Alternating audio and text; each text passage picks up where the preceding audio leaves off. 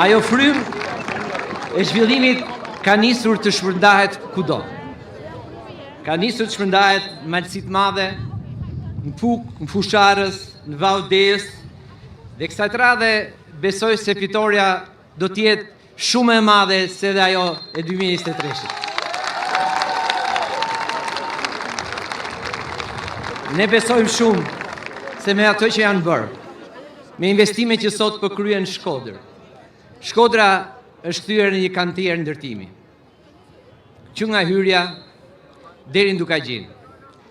Shkodra i përket dhe jo simbolikisht, por realisht Shkodra është porta e Europës në Shqipëri. Dhe ne,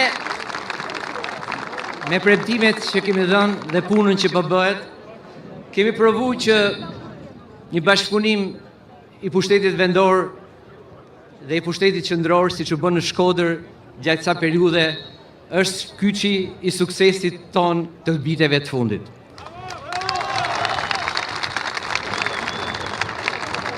Jo vetëm hyrja e Shkodrës, jo vetëm rruga e Dukaqinit, jo vetëm rrugët rreth liçenit, jo vetëm rrugët brenda Shkodrës, jo vetëm autostradat rreth Shkodrës, jo vetëm kthimi i Shkodrës në një qendër rajonale, janë ata që na bëjnë sot besim plot.